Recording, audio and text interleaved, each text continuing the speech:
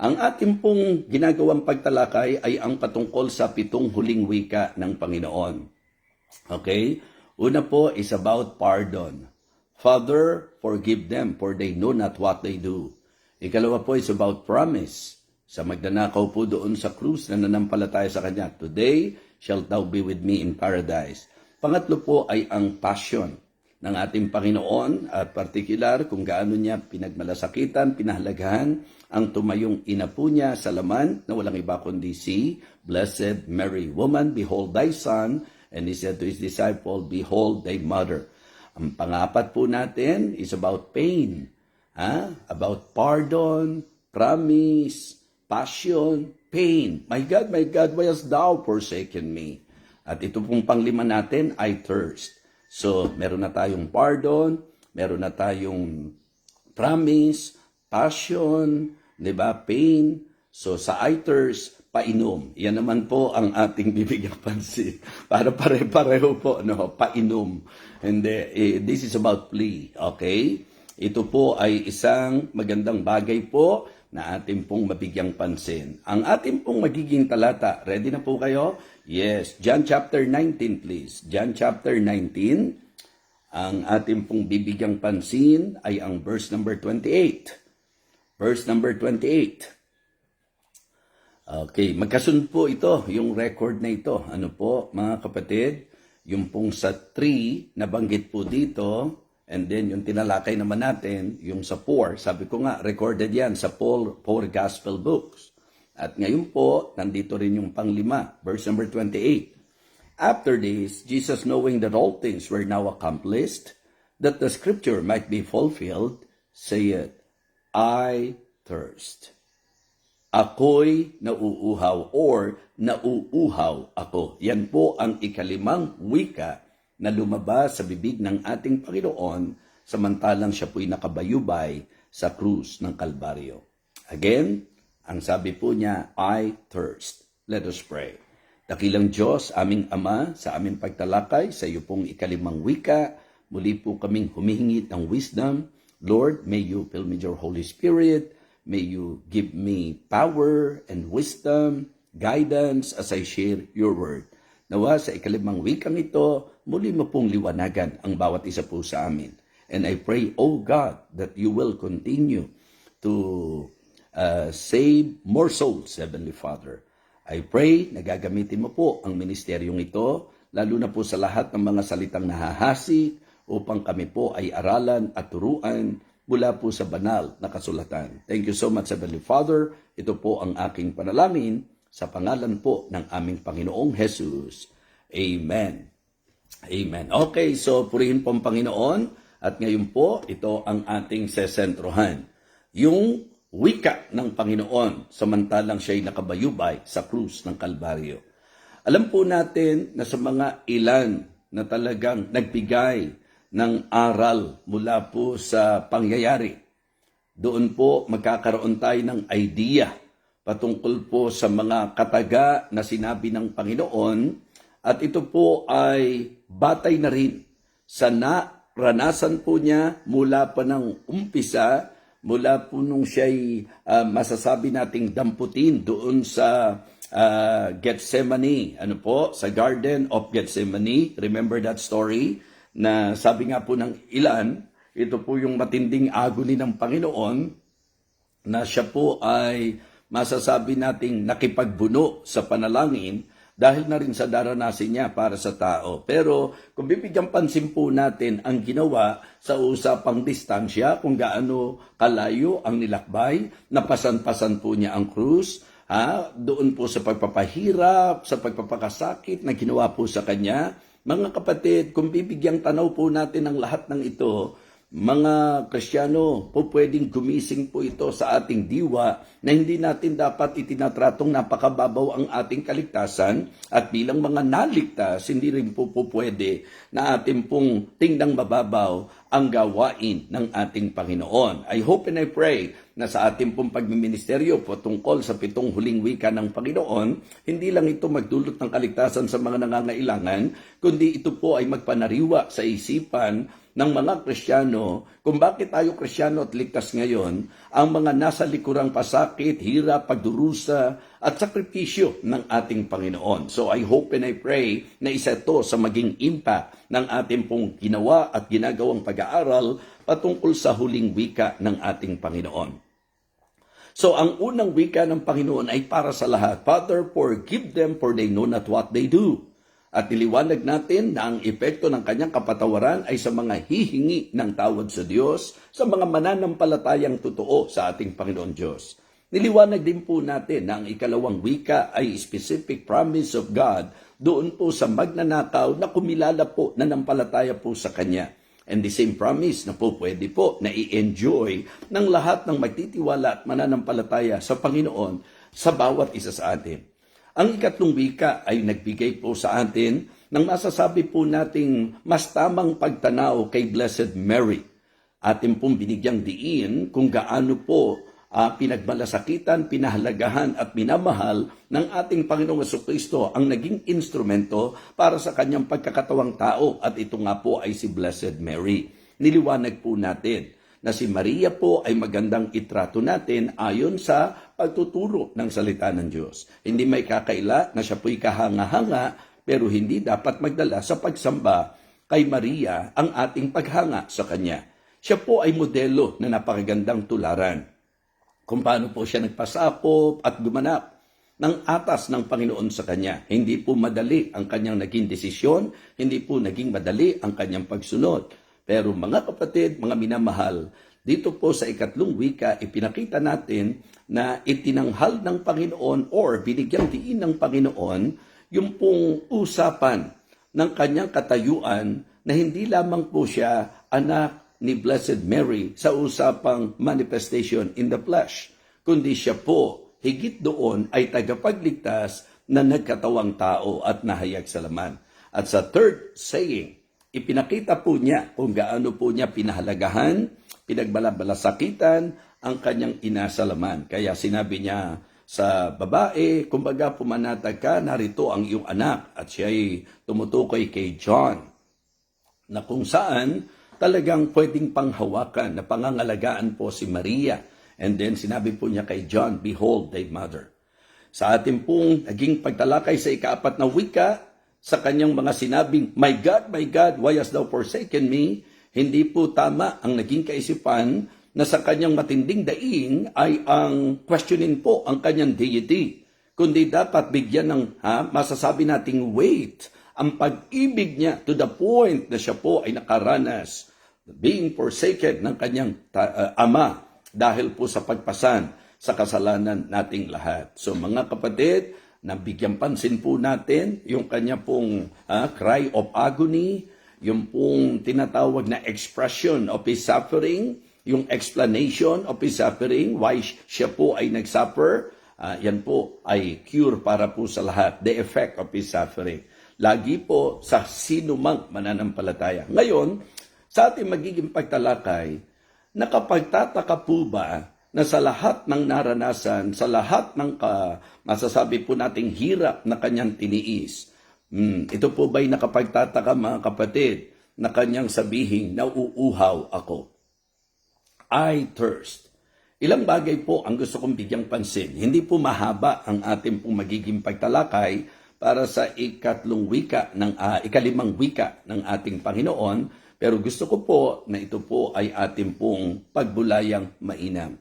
So, when Jesus Christ said, I thirst, ano po ang mga bagay na dapat nating mabigyan ng pansin? Number one, it is good for us to know, mga kapatid, yung pong tinatawag nating experience of dehydration. The experience of dehydration. Yes! Mga kapatid, kaya po siya sumigaw na nauuhaw ako because physically speaking, hindi po ito isang imposibleng bagay, hindi po ito isang bagay na mahirap paniwalaan, kundi inaasahan po natin na sa lahat ng kanyang dinanas, natural na siya po'y mauuhaw. Kaya medyo bibigyan pansin po natin ang pisikal na aspeto ng ating pong Panginoon. Okay? Him being human, He experienced na siya po ay nauhaw at ito po ay dahil na rin sa karanasan ng tinatawag nating dehydration. The experience of dehydration. Alam niyo po, medyo naging interested ako. Bagamat sabi ko nga, when I talked to Pastor Norman, I told him, ang totoo niyan, hindi na nga natin kailangan mag-research sa usapan ng dehydration. Bagamat makakatulong pa rin po, pero I mean, yung common knowledge ng isang tao, yung mabilad ka lang sa araw ng matagal, ang pinakamagiging epekto nito sa iyo, uuhawin ka for sure. Tama po ba? Yes. Kapag ka init na init po tayo, lalo na kung ikaw ay exposed sa matinding init ng araw, mga kapatid, yun po ang naranasan ng Panginoon. Siya po ay super exposed sa init nung time na yon. So, no wonder nauhaw po siya. At hindi lang siya basta na-dehydrate po siya, mga kapatid. So, ang isa sa amin pong binigyang pansin ay ang tinatawag nating blood loss. Sa usapan ng magiging dahilan ng dehydration. Diba? Yung pong kapag ka po inisip nyo, yung sugat na tinamo niya, doon pa lang sa pasan-pasan niya yung krus, di ba? Yung hinahataw po siya ng latigo na binanggit ko po sa inyo na nagdudulot ito ng 49 stripes habang ito'y kinakayod, may mga talim-talim at talas ng mga sari-sari na po halaman, yung iba nga po doon nakalalason pa. Isipin niyo po yung dami ng dugo na nawala po sa kanya. Pinutungan pa po siya ng koronang tinik, mga kapatid. So kaya mula sa ulo, sa kabuuan ng kanyang katawan, mga kapatid, masasabi natin na talagang ang dugo sa kanyang katawan ay halos maubos, mga kapatid. Kasi nga po, isa sa mahalagang maintindihan natin, ang isa sa ginawa ng Panginoon, He shed His blood. Hindi po ba? Sapagkat ito po ang talagang makapaglilinis, makapaghuhugas ng ating mga kasalanan. For without shedding of blood is no remission. And literally, sinasabi ko po sa inyo na hindi kakaunti ang dugo na lumabas sa katawan ng ating Panginoon. So grabe po, matindi, mga kapatid. Yung hataw sa Kanya, yung bleeding na naranasan po niya, yung mga sugat po niya sa kamay, sa paa, sa kabuuan ng Kanyang katawan, yun po ay mga masasabi nating dahilan kung bakit ang kanyang dugo, mga kapatid, ay nabuhos. Kaya isa po yan sa dahilan kung bakit po nagkakaroon ng tinatawag nating karanasan ng dehydration. The physical trauma, mga kapatid, yung exhaustion, exhausted po siya kung tutuusin. Kasi paulit-ulit po siyang hinahataw, mga kapatid. At yung pong masasabi nating matinding kahihiyan, mga kapatid, nagpahina po yan ang gusto sa kanyang katawan. Yung stress, di ba? Yung po'y lalong masasabi nating nagpapataas ng pagkawala ng fluid sa ating pong katawan. So yun naman po ay, kasi pagka mga ganyang bagay, medyo umaaral-aral at tinitingnan-tingnan din po natin. So, sa napakahabang panahon na siya po'y nakabilad sa araw, wala pong anumang proteksyon na kung saan ginamit po siya. So yung extreme thirst na ito na tumuyo sa kanyang labi, di ba? So affected na po, hindi lang, di ba, nabumutok-mutok po yung labi, tayo nga po, mainitan lang, kulangin lang ng fluid sa katawan, yun na po ang nagiging epekto sa atin.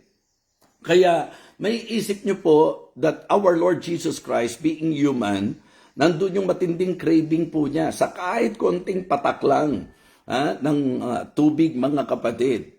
Yung kanyang sobrang kapaguran, yung bugbog na katawan niya, mga kapatid, yung energy na nawala sa kanya, kung ang pag-uusapan po ay ang karanasan po niya, yung difficulty ng kanyang tinatawag nating paghinga, yung mga masasabi po nating organ na naapektuhan din po, yung na-stress dahil sa kanyang kalagayan po, mga kapatid. So, ang dami pong mga masasabi nating factor kung bakit ang ating Panginoon ay nauhaw. At para sa akin po, ang kanyang ikalimang wika, ito po ay mensahe patungkol sa kanyang tinatawag na experience of dehydration.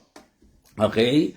The experience of dehydration. Kaya ito ang magandang mabigyan natin ng diin na ang uhaw na pinag-uusapan dito ay isa yung physical na pagkauhaw, literal na pagkauhaw. At pinag-aralan natin, tiningnan natin yung mga human, aspect, yung factors kung bakit siya po ay nauhaw. Diba? Dehydrated na po siya, mga kapatid, that time. Isipin niyo po, sugatan ng buong katawan, ang dugo niya tuloy na talagang masasabi nating nawawala, nauubos, tapos yung pong pain na kanyang nararamdaman, yung pong masasabi nating pawis, pinagsama na dugo at pawis na lumalabas po sa kanya. So kaya no wonder ito po ay karanasan na hindi po madali. The experience of dehydration. But deeper than that, mga kapatid, no one can question our first point about his experience of dehydration. Sabi ko nga, tayo po, ngayon lang, summer po, di po ba? Sa init na ito, wala kang pasang krus, hindi ka sinasaktan, hindi ka nasusugatan, pero mga kapatid, nakaka-experience po tayo ng matinding pagkauhaw. Okay? How much more our Lord Jesus Christ? Sa lahat ng naranasan niya, it is but natural for Him to really experience dehydration sapagkat hindi lang dugo, hindi lang pawis, kundi dugo ang talagang masasabi natin na talagang nauubos sa kanyang matinding binabata o nararanasan para sa tao. The experience of dehydration. When Jesus Christ said, I thirst, ang isa sa ating pong magandang bigyang pansin is His experience of dehydration. So second thing that I would like you to see, for me, sa kanyang ikalimang wika, this is about the emphasis of disappointments. The emphasis of disappointments. Alam niyo kung bakit? Sapagkat nung moment na yon, hindi ba isa nga sa sinagot natin, di ba? Yung mga kapatid niya, persecutor po niya that time. Tapos yung mga disciples niya, nasaan na po ang marami sa kanila? Yung mga pinagaling po niya, mga kapatid. At yung purpose kung bakit siya nanduroon, para bayaran ang kasalanan ng tao, para tubusin ang tao. Pero ano po ang nararanasan niya that time? Kaya when he shouted, I thirst, yun po ang gusto niyang i-express, mga kapatid. Yung bang masasabi po natin, na katulad halimbawa, sa bawat isa sa atin, kapag ka meron kang isang bagay na ginawa, na ang motibo mo, ang purpose mo, napakaliwanag, and then, yung mga tao po, hindi binigyang pansin, kundi isang tabi po talaga, and hindi po minahalaga, yan po ay very disappointing. Sa palagay po ninyo. Diba? If the reason why He died on the cross, para po sa tao, tapos makikita mo na yung mga tao na ginawan mo ng ganitong bagay, ang isinusukli sa iyo, ang iginaganti sa iyo, ang ginagawa sa iyo, ay pawang masama. Siguro po, mga kapatid, natural lang na very disappointing po para sa kanya yung pong kanyang naging kalagayan. So this is about the emphasis of disappointments. Nasaan na po yung mga pinagaling niya? Yung mga lumpo na pinalakad niya, yung mga bulag na pinadilat niya, yung mga inalihan ng masasamang espiritu, yung mga ginawan po niya ng himala, yung mga ginawan niya ng kabutihan. Mga kapatid, mga minamahal, siguro po sa ating mga Kristiyano, maging magandang challenge din po ito. Very disappointing sa Panginoon na tayo po na kanyang niligtas, na tayo po na kanyang tinubos, parang sa mga pagkakataon at panahon na dapat sana doon sa inaasahan ng Panginoon tayo masumpungan, pero ang nangyayari kadalasan, nadi-disregard po natin. So kaya for me, his fifth saying is about the experience of dehydration. This is about the emphasis on disappointments. The emphasis on disappointments, mga kapatid. Nasaan na po yung mga tinuruan niya? Nasaan na po yung mga pinagaling niya? Nasaan na po yung mga ginawa niya ng mabuti? Nasaan na po yung mga pinakain niya? Nasaan na po silang lahat? So it is good to somehow consider the reason why Jesus Christ doon po sa kanyang katayuan in that experience. Samantalang siya'y nakabayubay sa krus, alam po natin, we all know, we are aware, even those people, mga kapatid, may mga ilang pagkakataon na yan po ay binigyan ng diin para po sa kanila. But they just ignore that. At narito po ang Panginoon, maliwanag po. In fact, mga kapatid, nasa ikalimang wika na tayo. Meaning to say, narinig po ng marami sa kanila ang malakas na sigaw ng Panginoon, Father, forgive them for they know not what they do. So ang ating Panginoon ay nagpahayag na may kapatawaran mula sa Ama, pero kamusta po sila? And then nandun po yung senaryo na yung mismong magnanakaw, he experienced salvation. Remember? Sa ating pong itinalakay, diba? Nung sinabi niya, Lord, remember me when thou comest into thy kingdom, then the Lord Jesus Christ told him, today shall thou be with me in paradise. So sa lahat ng mensahe, sa lahat ng ginawa ng ating Panginoon, sa lahat ng mga salita na kanyang ipinahayag, sa sakripisyo na kanyang dinanas, sa paghihirap na kanyang tiniis, sa pagtitigis niya ng dugo, sa lahat ng iyon, alam natin ang purpose, alam natin ang reason, at mga kapatid, mga minamahal, nung pagkakataong iyon, ano po ang ginawa ng mga tao sa kanya, at ang patuloy na ginawa ng mga tao sa kanya. Mga kapatid, it is always good to somehow consider. Ano pong inaasahan ng Panginoon na ang mga taong ito'y magbigay pagpapahalaga sa kanyang sakripisyo na ito ay ginawa niya para sa kanilang katubusan. Pero ano po ang ginawa ng mga tao? So mga kapatid, when Jesus Christ said, I thirst, this is about the experience of dehydration. Physically exhausted po siya, drained po siya, stressed po siya, in pain po siya. Mga kapatid, naubos halos ang dugo sa katawan niya. Yung pawis po niya, mga kapatid, sama-sama na po yan. Kaya wala pong pagtatalo na nung sinabi niyang I thirst, ang isa sa kanyang punto ay ang kanyang pisikal na hirap na naranasan. Yan po ay maliwanag na katotohanan, mga kapatid. He experienced being dehydrated because of what? Diba? He suffered. So, the experience of dehydration. Ikalawa po is the emphasis on disappointments. Talagang nung sinabi niyang, I thirst, hindi lang siya nakikipag-usap at nagsasalita na ang gusto niyang sabihin ay ang pisikal na pagkauhaw lang. At dito natin bibigyan pansin ang point number 3. This is about the expression of desire. The expression of desire. Number 1, the experience of dehydration. Number 2, the emphasis on disappointments. And number 3, the desire. Mga kapatid, the expression of desire. Mga kapatid, ano ang kinauuhawan ng Panginoon noong time na yon? Sabi ko nga po, yes, it is very true that physically speaking, Jesus Christ is desiring for water because of the dehydration experience. But listen, deeper than that, ang kauhawan na ito ay ang patungkol sa kauhawan niya sa kaligtasan ng tao. Diba? Iyon ang kanyang malinaw na naintindihan. Nandito ako para ganapin ang kalooban ng Ama. Nandito ako para maging pangtubo sa tao. Kaya ang kasabikan niya, ang kauhawan niya, ay ang katulad ng ginawa nung magnanakaw na sa kanyang kasamaan, naranasan niya ang pagliligtas ng ating Panginoon. Habang tayo po ay nagbubulay-bulay ngayon, diba? Naiisip po ba natin that the very reason and the very purpose why Jesus Christ suffered, why Jesus Christ did all of those things, mga kapatid, it is because of His longing for the salvation of the lost. Doon po sa ika-4, diba? Maliwanag na ang sigaw niya, my God, why hast thou forsaken me?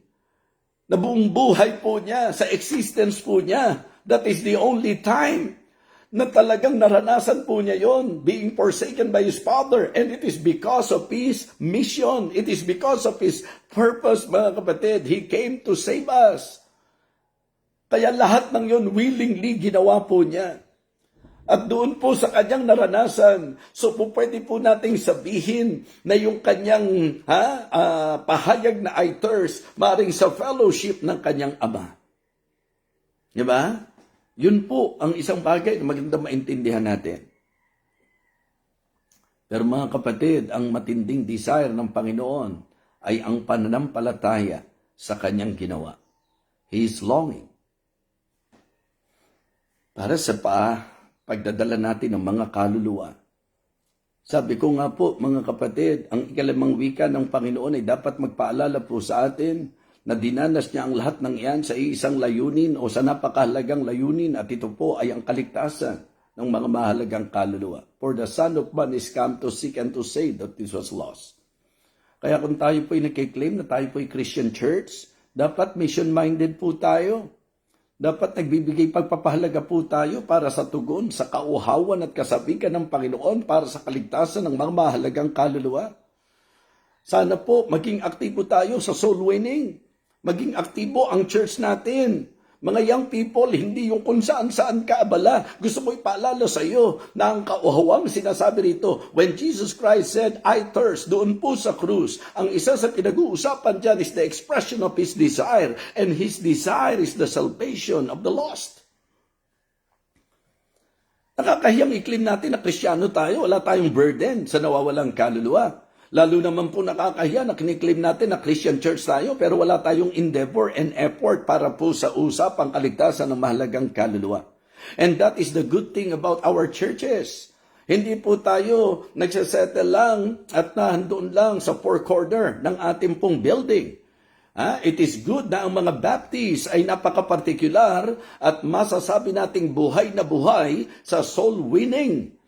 Ganyan po kami na-expose, ganyan po ipinaunawa sa amin ng aming pastor na kahit umuulan may mga namamatay, kahit na tindi ng araw may namamatay, kahit na anong sitwasyon, kahit bumabaha may namamatay. Kaya ang soul winning dapat tuloy-tuloy. And it is good to be reminded, folks, na sa usapang kauhawan ng ating Panginoon, ang isa sa kanyang laging kasabikan, ang isa sa kanyang laging uhaw ay ang mga kaluluwa na maaakay natin sa paanan ng ating Panginoong Jesus.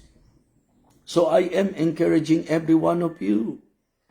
Kristiyano na nga po tayo, pero kamusta po ang impact ng 7 last words ng ating Panginoon?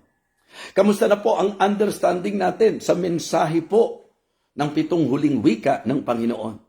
Kamusta na po ang masasabi po nating weight para sa atin ng sakripisyo na ginawa ng ating Panginoon sa naranasan po niya more than 2,000 years ago? Kamusta po ang ating pong understanding sa lahat ng yan?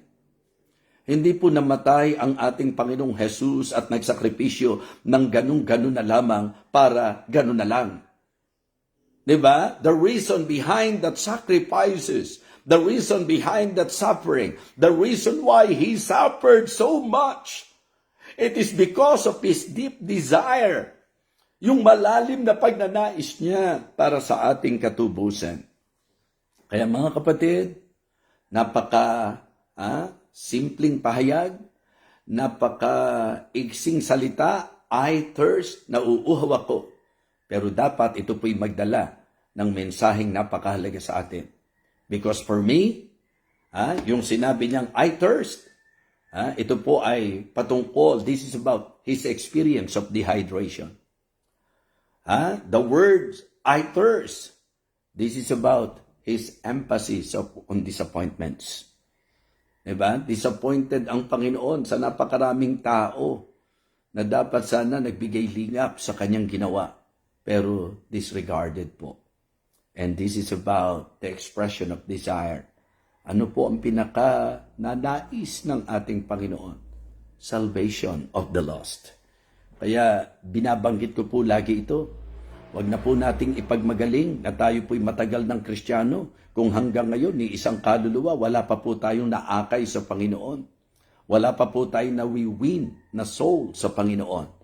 So it is very important for all the believers to really see and understand that our Lord Jesus Christ is still longing para sa mga kaluluwa nakikilala sa Kanya, para sa mga magtitiwala sa Kanya, para sa mga mananampalataya sa Kanya.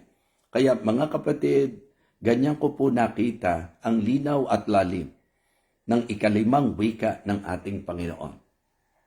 The experience of dehydration, the emphasis on disappointments, and the expression of desire. So nakita natin His humility, His humanity, and His heart. Yung kanyang kababaan, yung kanyang pagkakatawang tao, at yung kanyang pagiging tao sa pagkakataon na siya'y nakabayubay sa krus. Hayag na hayag po yan, nasaktan po siya. Mga kapatid, physically, nauhaw po siya. Mga kapatid, pero ang gusto kong mabigyang pansin po natin dito, not just His humility, not just His humanity, but His heart. Ano po ang nasa kanyang puso?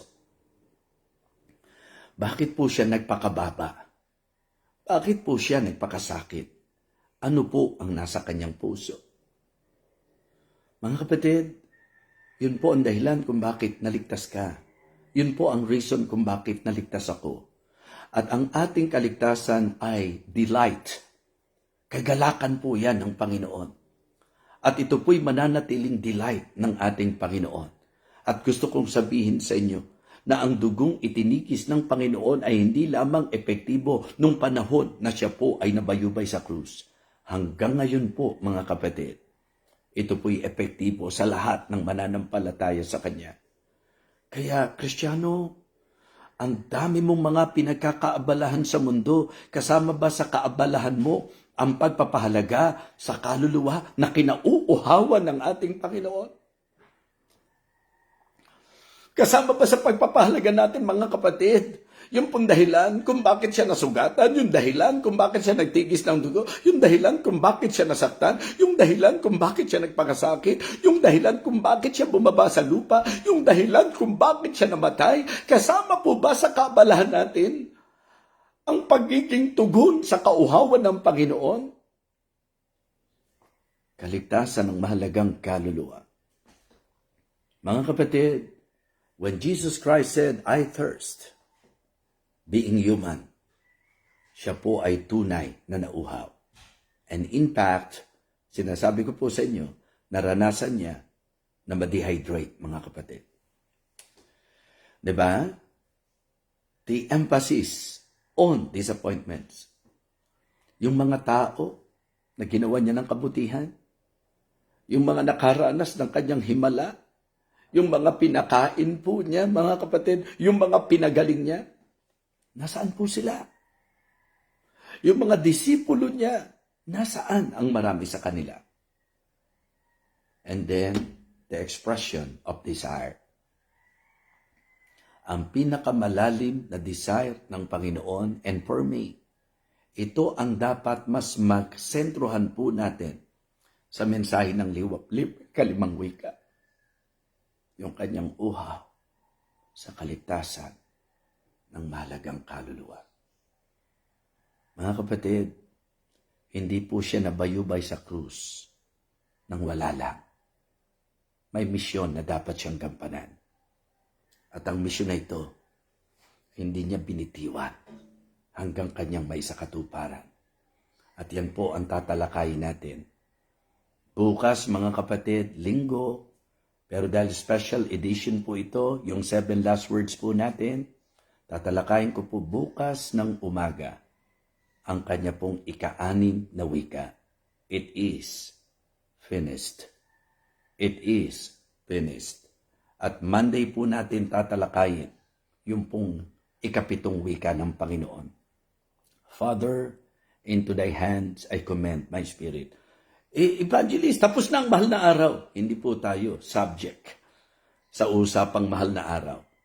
Tayo po ay nagnanais na maliwanagan na ating pong maintindihan. Kaya nga kahit yung book ng 7 palabras, diba? Minsan, akala nila dahil aklat ito para sa 7 last words, akala nila pang mahal na araw lang. Hindi po. Ang mensahe po ng 7 last words na aklat na amin pong ginawa, ito po ay hindi para sa mahal na araw lang, sapagkat ang mensahe po ng sakripisyo ng Panginoon ay walang pinipiling panahon. Sa lahat ng panahon, it is good for the people to understand the message of Jesus Christ's sufferings on the cross and the words, the sayings of our Lord Jesus Christ on the cross. So kaya, mga kapatid, nakakalima na po tayo.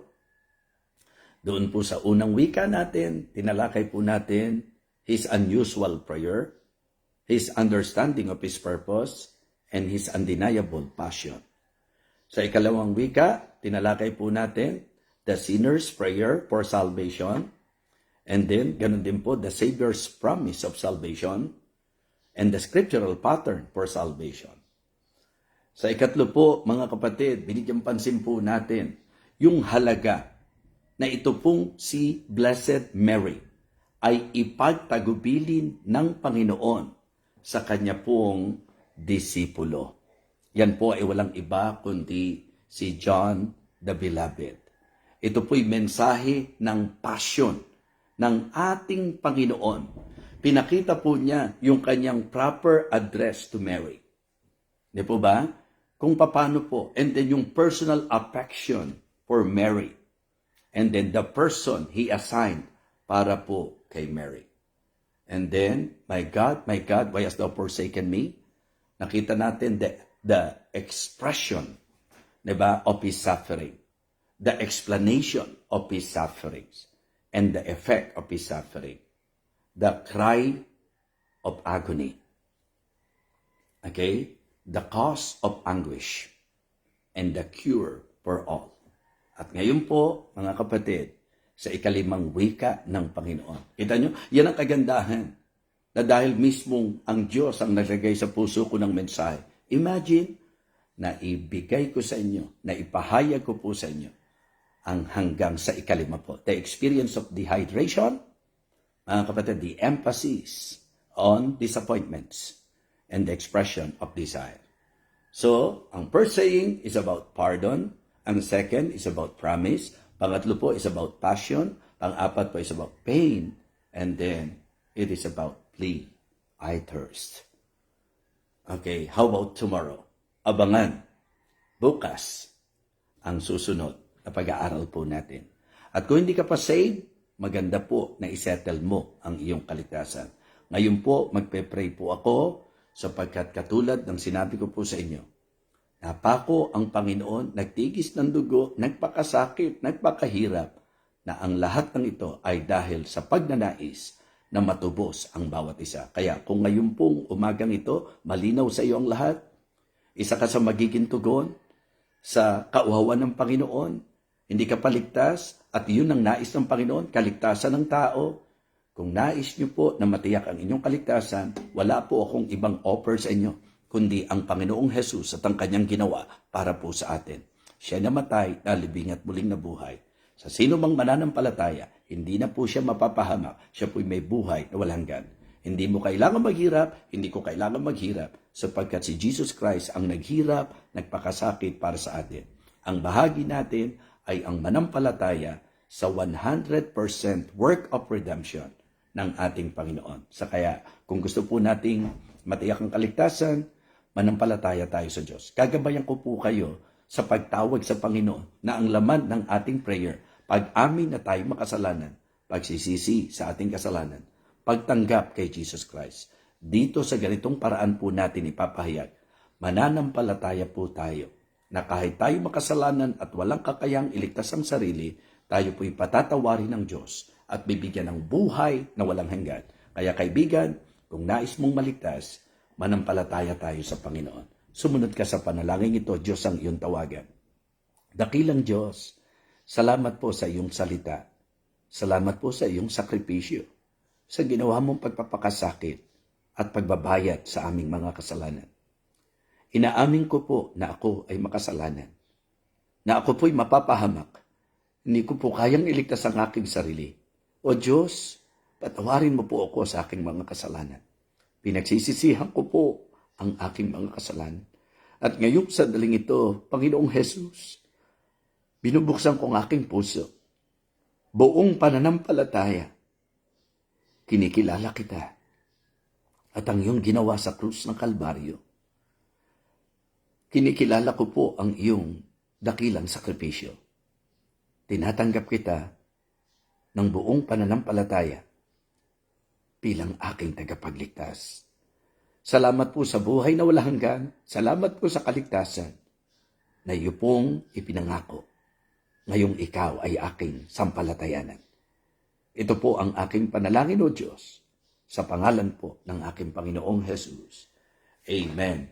Amen. Kaibigan, it is not the prayer, but it's our faith.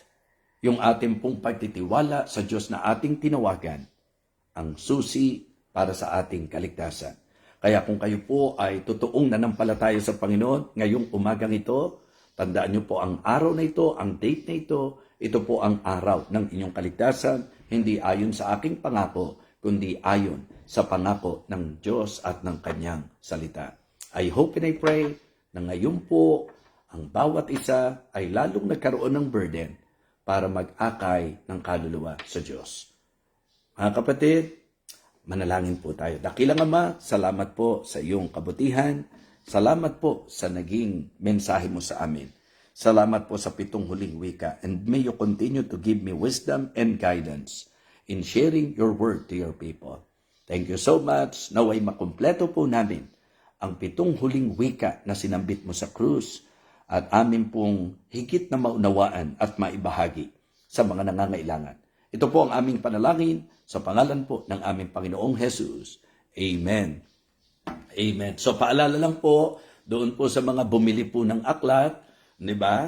Makikita nyo po na another set po ito ng 7 last words. Bagamat nagkakatagpo sa isang napakalagang mensahe, ito po ay ang kaligtasan. Pero mga kapatid, mga minamahal, another blessing ang po pwede nyo pong makuha dito po sa tinalakay po natin.